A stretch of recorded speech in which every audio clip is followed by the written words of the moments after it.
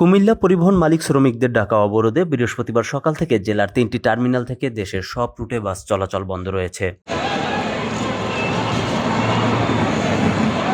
কুমিল্লার জাঙ্গালিয়া কেন্দ্রীয় bus terminal, Shasongachha ও Chawkbazar bus terminal থেকে অবরোধের কারণে ছেড়ে যায়নি কোনো বাস।